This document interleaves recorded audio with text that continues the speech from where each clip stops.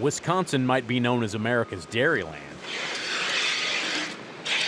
but another commodity rooted in the Badger State since before the nation's existence holds a long history of lucrative returns from Asian export markets.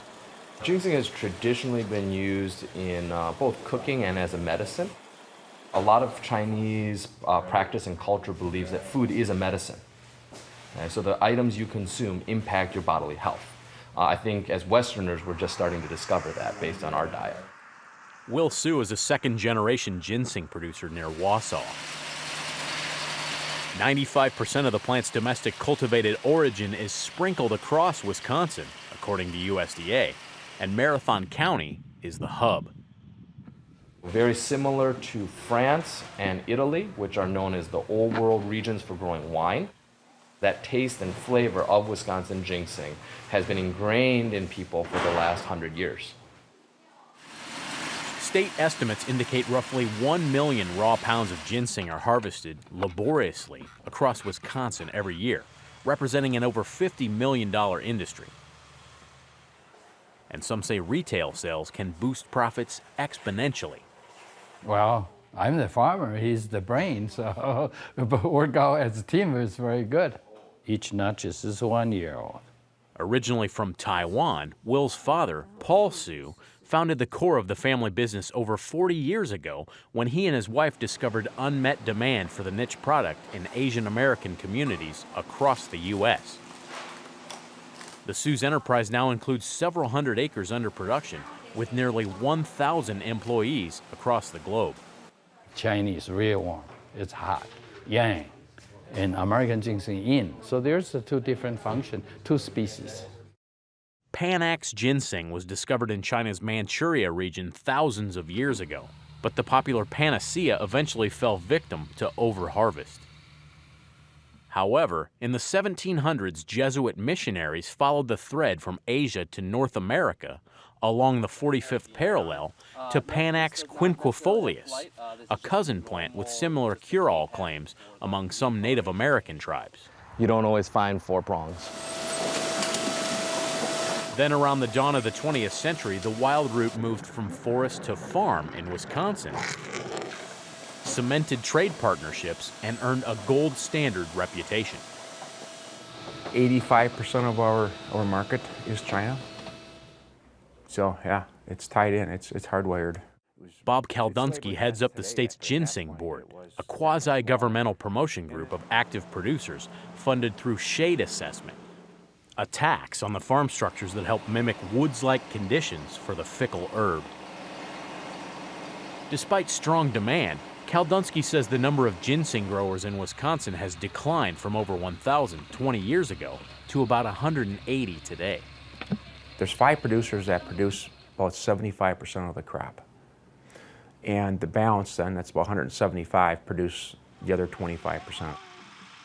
This consolidation could be attributed to discouraging infrastructure expenses, time, and land challenges.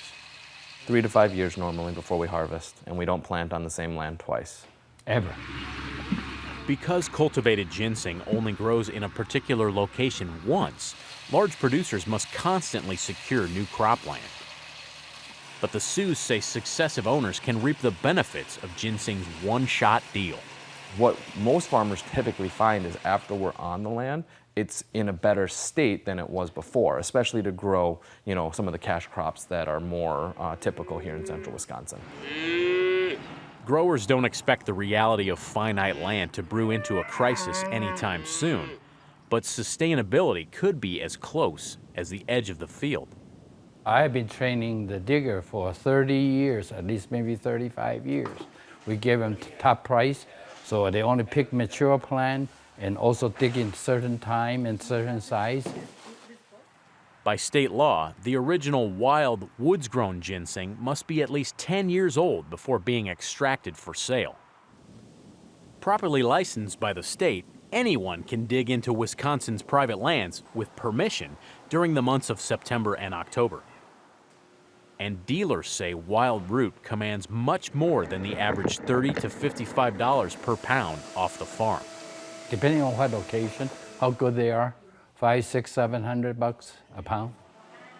That's because the older the root, the higher the number of ginsenosides, active compounds within the plant that impart its elixir-like prestige. Private landowners like the Sioux recognize the importance of conservation, developing their own method, wild simulated, as part of the state's multi-pronged approach to viability. So this is kind of that in-between space, not quite wild, not quite farm-raised, that you see a lot of agriculture moving into.